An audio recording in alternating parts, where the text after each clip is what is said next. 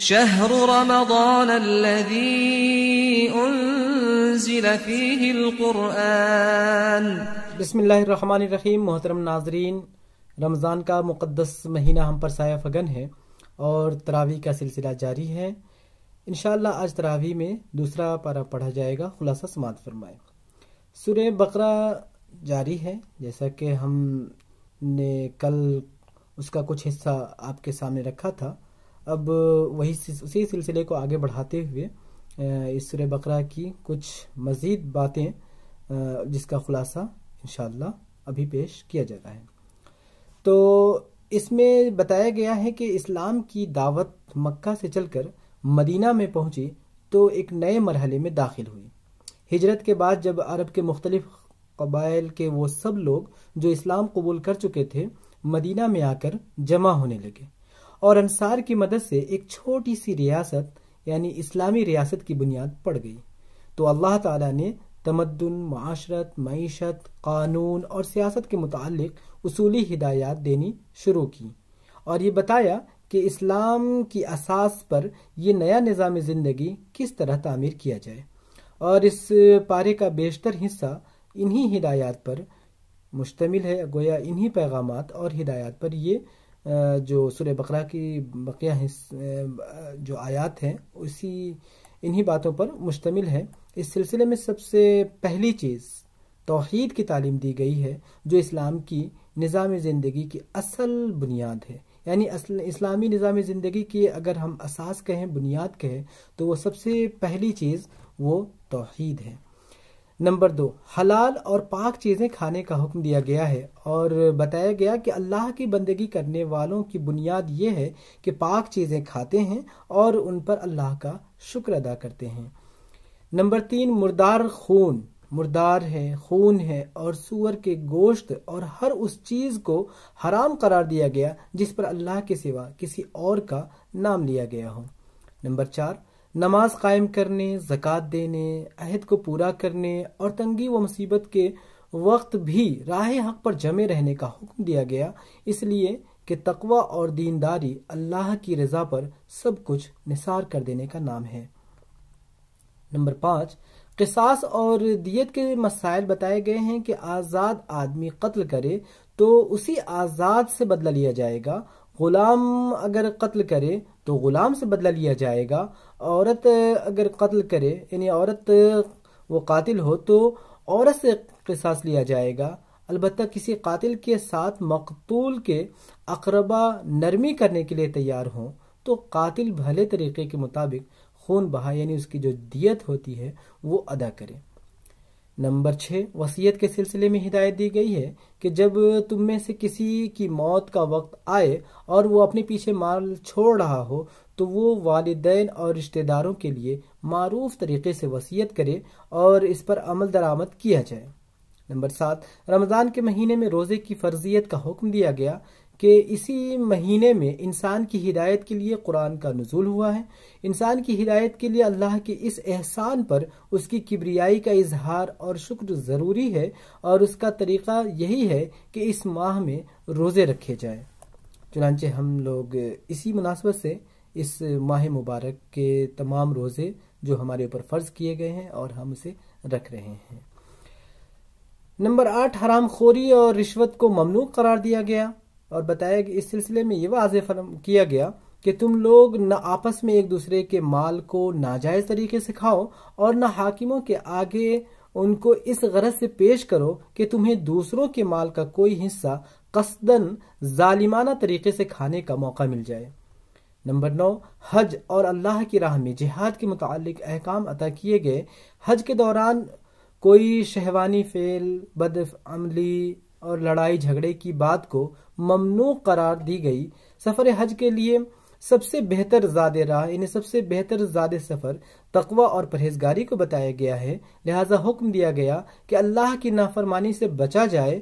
حج کے یہ چند روز اس لیے مقرر کیے گئے ہیں تاکہ انہیں اللہ کی یاد میں تقوی اور پرہیزگاری کے ساتھ بسر کیا جائے۔ اللہ کی راہ میں جہاد کے بارے میں فرمایا گیا کہ تم اللہ کی راہ میں ان لوگوں سے لڑو جو تم سے لڑتے ہیں، مگر یہ بھی واضح کر دیا گیا کہ لڑائی کا مقصد فتنے کا خاتمہ ہونا چاہیے اور اس وقت تک ہی لڑنا چاہیے جب تک فتنہ باقی ہے اور جب تک دین اللہ کے لیے یعنی دین جو اللہ کے لیے ہے وہ خالص نہ ہو جائے۔ نمبر 10، شراب اور جوئے کو ممنوع قرار دیا گیا۔ یتیموں کے ساتھ وہ طریقہ اختیار کرنے کا حکم دیا گیا جو ان کے لیے بہتر ہو۔ نمبر 11، مشرک عورتوں کے ساتھ نکاح کرنے سے روک دیا گیا الا یہ کہ وہ ایمان لے آئیں۔ اسی طرح یعنی اگر وہ ایمان لے آئے تو ٹھیک ہے، اور اگر اسی طرح مسلمان عورت کا نکاح اگر مشرک مرد سے ہو رہا ہے تو ایسے نکاح کو ناجائز قرار دیا گیا الا یہ کہ وہ مرد ایمان لے آئے، یعنی ایمان کی بنیاد پر ہی نکاح کا وجود ہے۔ اگر دونوں کے درمیان ایمان نہیں ہے، دونوں مسلمان نہیں ہیں، تو ان کا نکاح ممکن نہیں ہے۔ مشرک عورت یا مشرک مرد سے کسی مسلمان کا نکاح کرنے سے بہتر یہ ہے کہ کسی مومن غلام یا باندی سے کیا جائے۔ ان احکام کے علاوہ حیض سے متعلق بھی بہت سے احکام بتائے گئے۔ اللہ کے نام کی قسمیں کھانے سے روکا گیا۔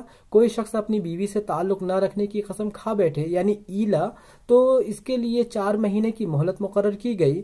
اس دوران میں اگر دونوں چاہیں تو اپنے حالات درست کر لیں ورنہ رشتہ منقطع کر لیں۔ طلاق کے بارے میں یہ حکم بتایا گیا کہ جس عورت کو طلاق دی گئی ہو وہ 3 مرتبہ ایام ماہواری آنے تک اپنے آپ کو روکے رکھے، یعنی یہ اس کی عدت کی مدت ہے۔ اس کے دوران اگر شوہر تعلق درست کرنے پر آمادہ ہو جائے تو وہ عدت کے دوران اسے اپنی زوجیت میں واپس لا سکتا ہے۔ یہ مدت گزر جانے کے بعد عورت آزاد ہے، وہ جس مرد سے چاہے نکاح کر سکتی ہے۔ مطلقہ عورت کے نان و نفقے سے متعلق احکام بتائے گئے ہیں کہ طلاق کے بعد کوئی شخص یہ چاہے کہ مطلقہ عورت اس کے بچے کو دودھ پلائے تو گویا ماں جو ہے وہ کامل پورے کے پورے 2 سال تک دودھ پلائے گی۔ اس صورت میں باپ پر لازم ہے کہ معروف طریقے سے وہ بچے اور ماں کے کھانے کپڑے کا انتظام کرے۔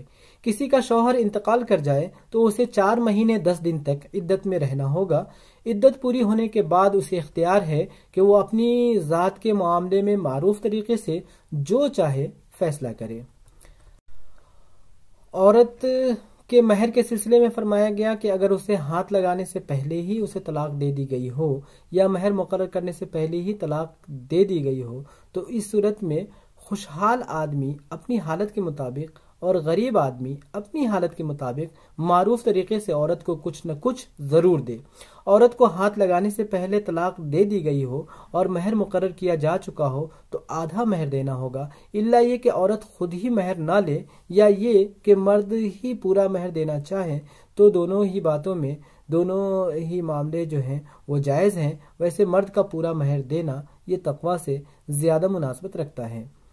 طلاق دینے کا صحیح طریقہ بتایا گیا کہ عورت کو حالت طہر یعنی حیض سے پاک حالت میں ایک طلاق دی جائے، پھر اگلا حیض آنے تک چاہے تو رجوع کر لے، ورنہ عورت حیض سے پاک ہو جائے تو دوسری طلاق دے دی جائے، پھر اگلا حیض آنے تک چاہے تو رجوع کر لے، لیکن تیسرے طہر میں طلاق دے یا تیسری طلاق دینے کے بعد نہ تو شوہر کو رجوع کا حق حاصل ہے یعنی وہ واپس رجوع نہیں کر سکتا کا حق رہتا ہے، اور نہ ہی اسے دوسرا کوئی موقع ہوتا ہے، گویا وہ اس پر ایک طرح سے حرام ہو جاتی ہے۔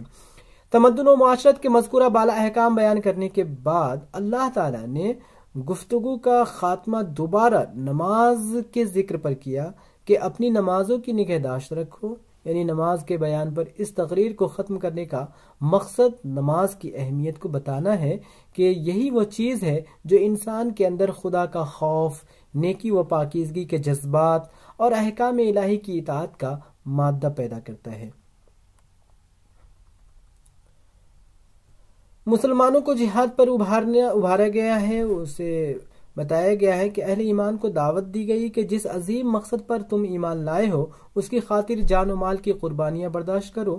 جہاد کی راہ میں مدد یا حمایت کے لیے مال خرچ کرنے کو قرض حسن کہا گیا ہے، یعنی جو کچھ انسان اللہ کی راہ میں خرچ کرتا ہے اسے اللہ اپنے ذمے قرض قرار دیتا ہے اور اسے بڑھا چڑھا کر بہت زیادہ کر کے واپس کرتا ہے۔ اس سلسلے میں مسلمانوں کا حوصلہ بڑھاتے ہوئے حضرت طالوت اور ان کے ساتھیوں کا وہ پرعزم قول نقل کیا گیا ہے کہ بارہا ایسا ہوا ہے کہ ایک قلیل گروہ، ایک چھوٹی سی ٹیم، ایک چھوٹا سا گروپ وہ اللہ کے اذن سے ایک بڑے گروہ پر غالب آ گیا ہے۔ اللہ صبر کرنے والوں کا ساتھی ہے۔